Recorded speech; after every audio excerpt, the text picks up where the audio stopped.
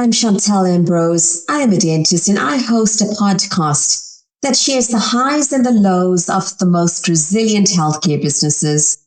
I interview the movers and the shakers of healthcare who courageously push boundaries. So, whether you're a startup or needing a push in the right direction, a family business, or just looking for mentorship, join us.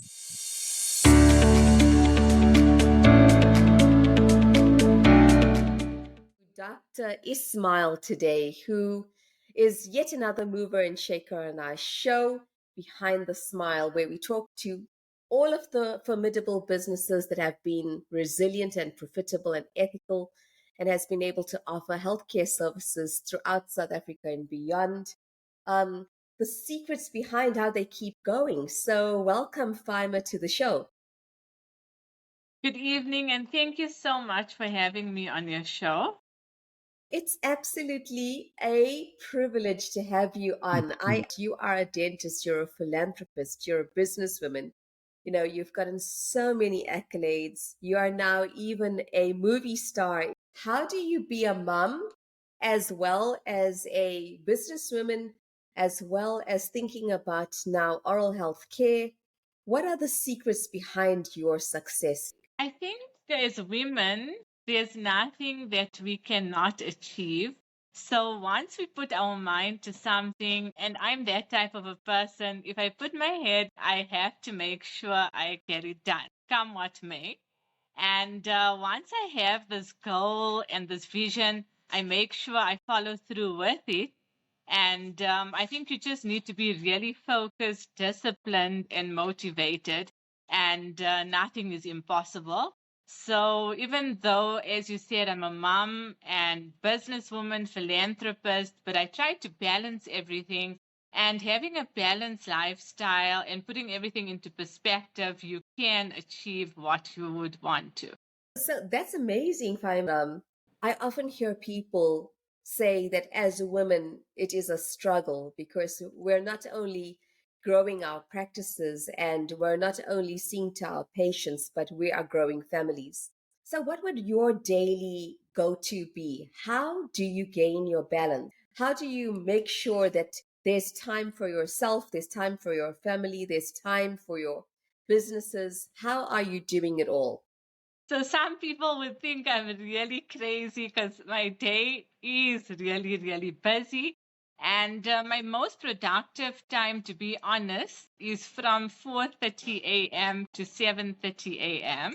So whatever I need to accomplish for myself, that's what I do during that time. And from 7:30, then it's my career that I focus on and my family, because then I'm sending them off to school and getting to work. Once I'm at work, I focus on work solely. And then when work is over, I make sure I don't bring any work home, because then that's my family time again. And I wouldn't want to sacrifice my family for anything. So I think quality time spent with your family is really so important, especially as a female. And most of my evenings go with my family, and then it's relaxation time. But I try to balance all of that and give all of them the same time they deserve. And I try not to neglect the important things in my life. So, you know, when we've spoken about leadership and roles for women, I think that many of them mention that in each of those categories they have a support structure.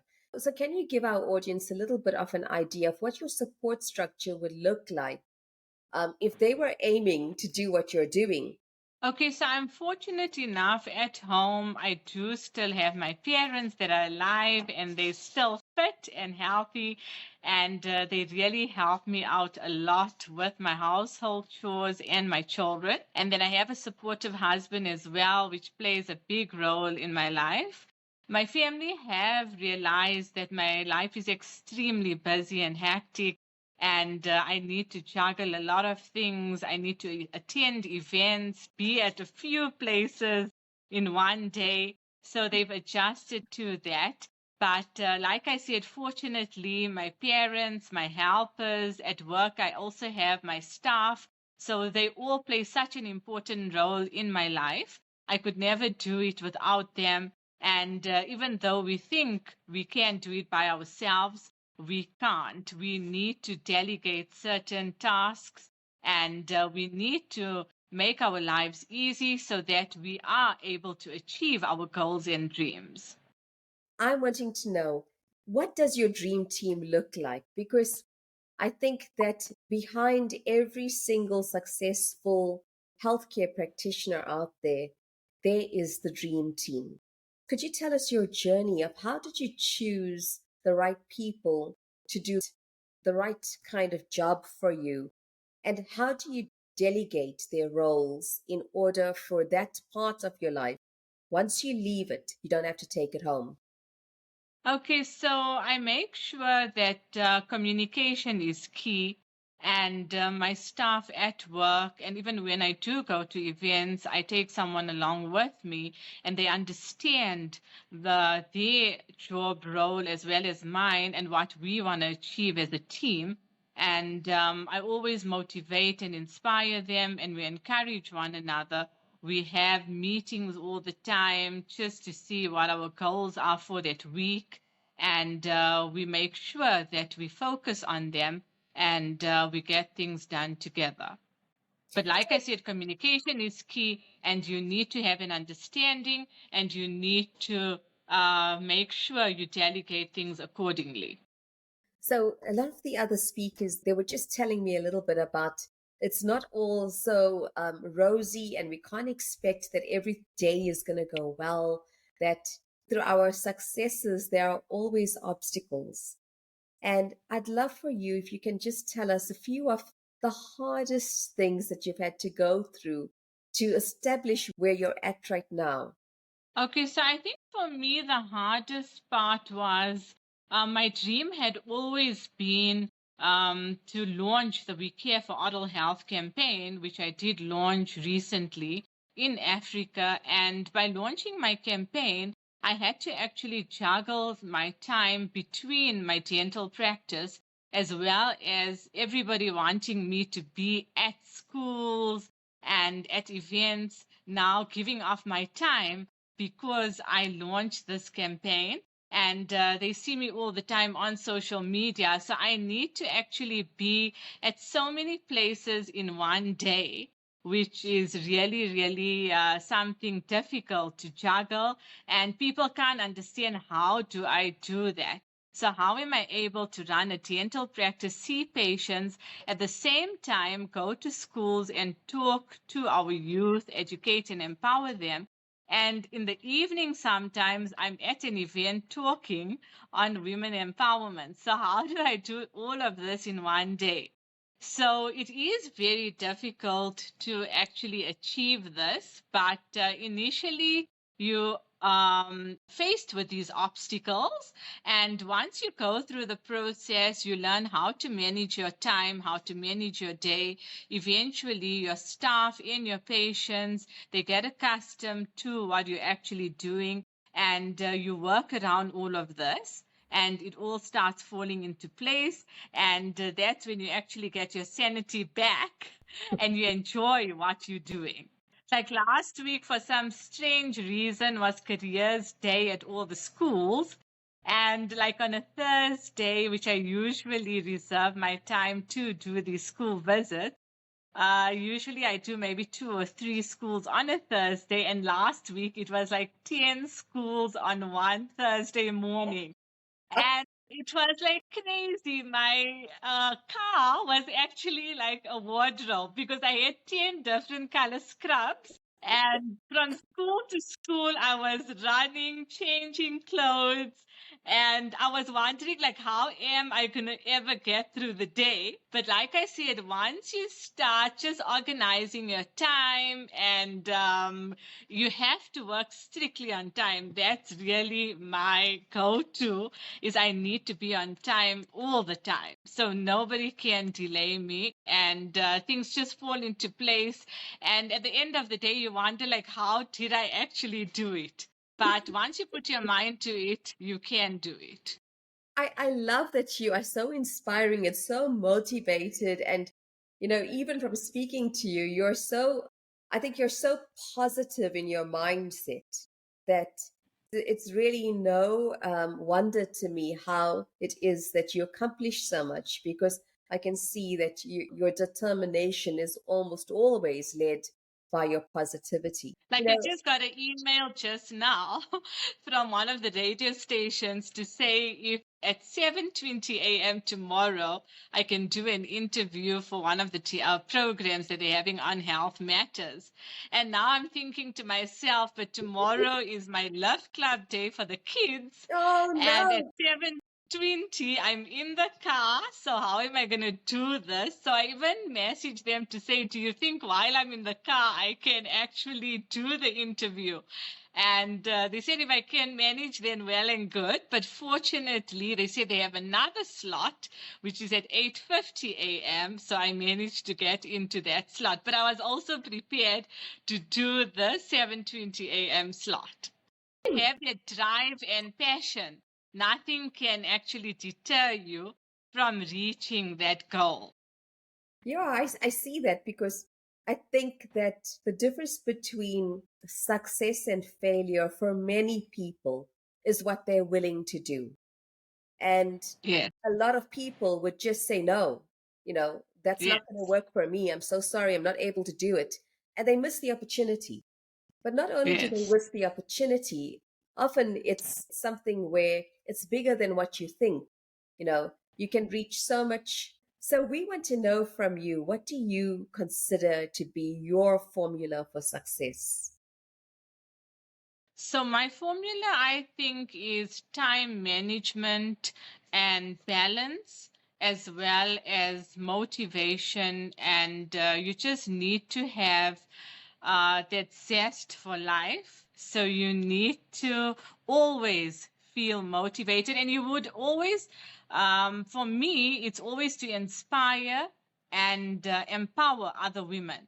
So I think what's driven me to this point is that wherever I go, people always come up to me and say, I've inspired them, I've motivated them. So I think all my followers have just given me the drive to do more that I'm actually doing.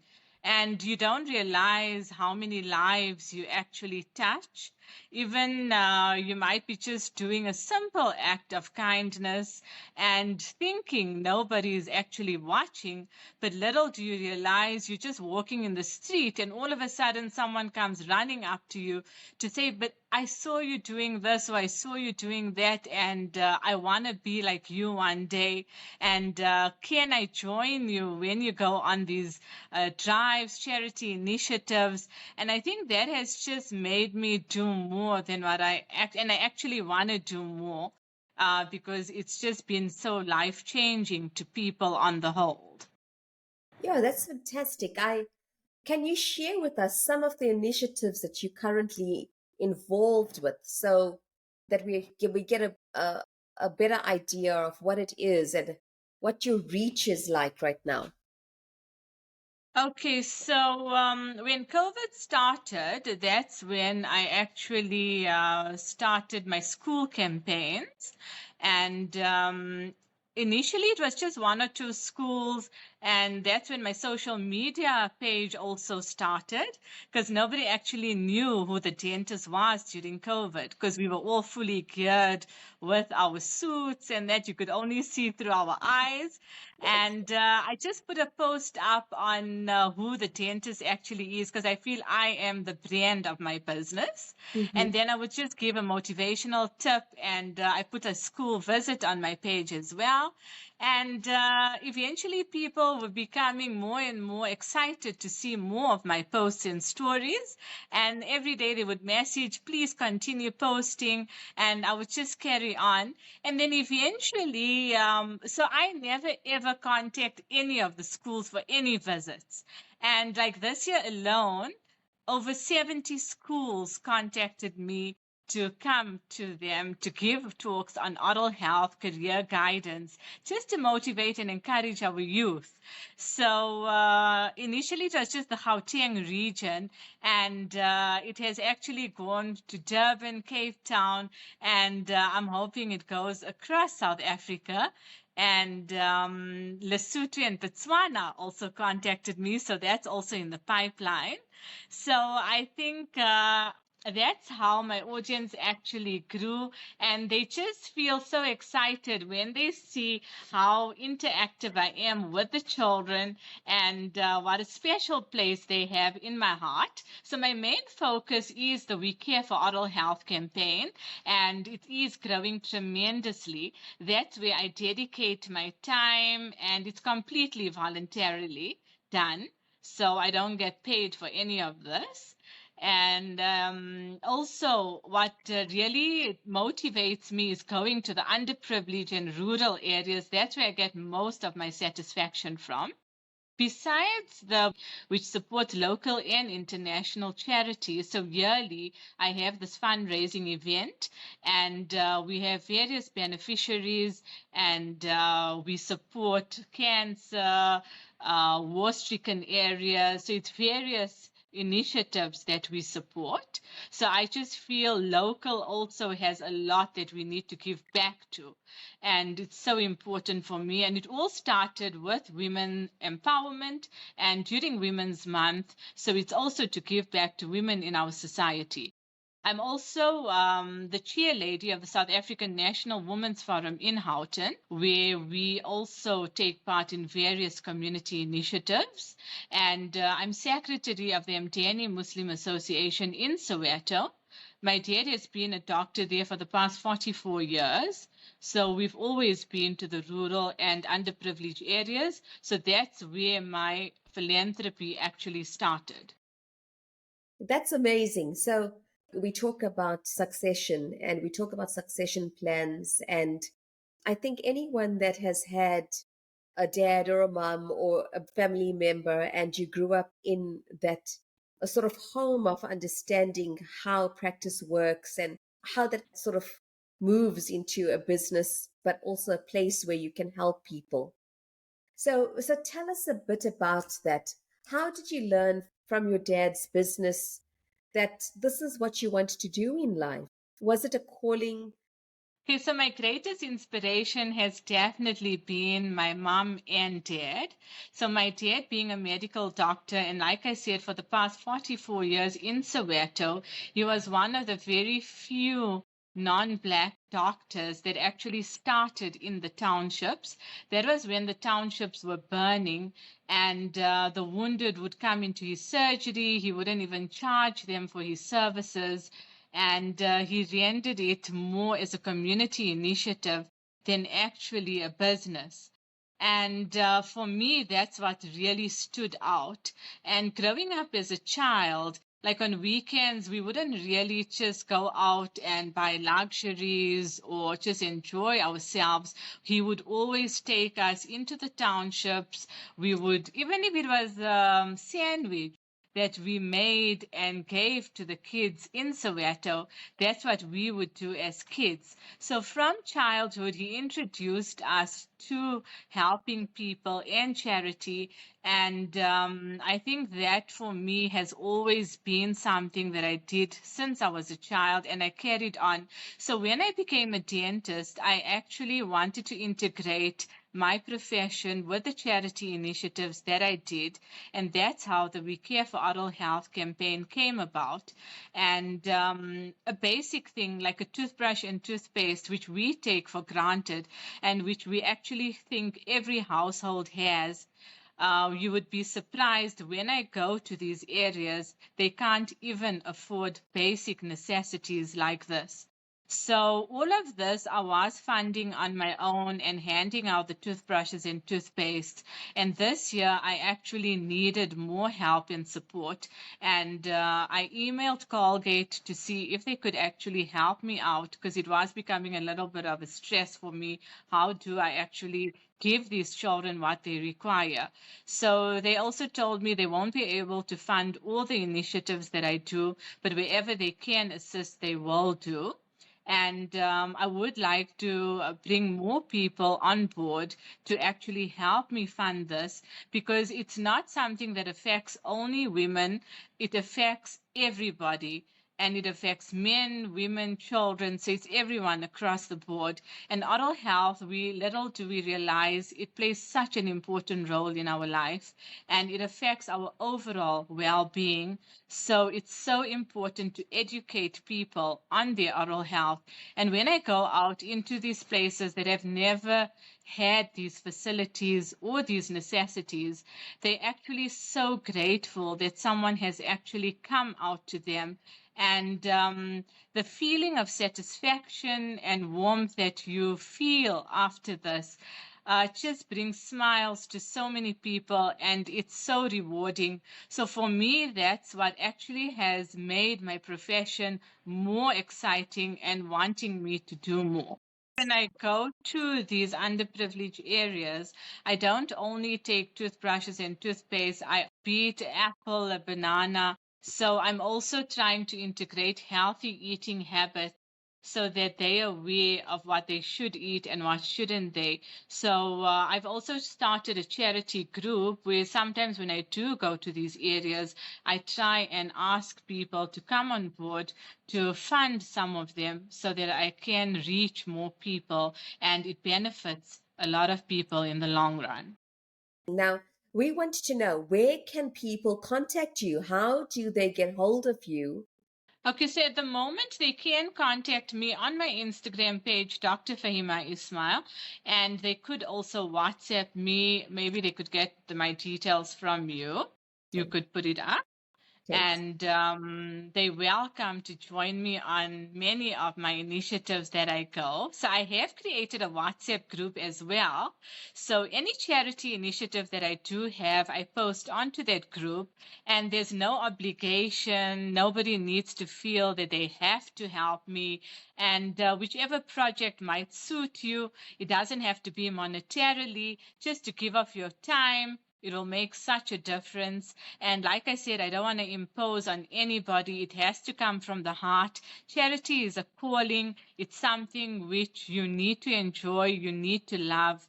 Not all people take to it, but I would love to inspire and motivate and encourage others to come on board, because once you start on one drive, it just gives you the satisfaction and it actually gives you the motivation to carry on doing more and more that you thought you could never have done before. Like on Sunday, we visited the dialysis home in Parkview. And even though there were only 12 kids, unfortunately, 2 kids just passed away. They're in the age group of 2 to 14 years. And it was so heartwarming when I gave them their toothbrushes, toothpaste, and they don't even receive visitors. So just to spend time and play with them, and it takes a lot of time and effort because obviously you have to work around your family time, your profession. But like I said, nothing is impossible. Once you put your mind through it, you can do it. At the end of every show, what I do is I ask for your one word wonders. So we call it the one word wonders. They're just a series of questions where if you can find one word that you can use it. If you can't use a word, use just a short sentence. It's just a fun way to get a little bit of an idea, a bit about who you are and what you stand for. So let's start with our one word wonders. Okay. So, what is your daily stress reliever? My phone. That's that was the first time we've heard it. It's on our show. So it's your phone. Yes. Okay. Worst advice you ever took? What was the worst advice that someone gave you and you took it in your practice? What was that? The worst advice I'll have to say is you can't. Yeah. Yeah. Absolutely. Yes. Well, I want to know, where do you see yourself 5 years' time? All over Africa. Fantastic. Okay. Yeah. And best advice you could give anyone? Don't give up. You're most proud of? My kids. Well, thank you, Dr. Faima Ismail. I think that you've enriched our audience. You are absolutely amazing. Congratulations on all of your accolades. I believe you have a movie coming out. That was so unexpected. 2 or 3 weeks ago, one of the producers and videographer came to my practice to say if they could use it as a location shoot. And I agreed. I had 2 or 3 other events on that day, and I was rushing out of the surgery. And they said, wait a bit, can you please stay in our movie? And I was like, oh my word, I've never done a movie before. But like I said, never say never, because if you put your mind to anything, you can do it. And I thought, why not? Because it's something different, and let me give it a try. And I had to play a role of one of the doctors in the movie. Actually, it's the only doctor in the movie. So I did a small clip, and 2 days ago, they messaged to tell me it's going to be released at Ster-Kinekor. Thank you so much for taking the time to be with us. I think you are one of the movers and shakers and some of the most inspiring words that we've heard on the show so far. So thank you.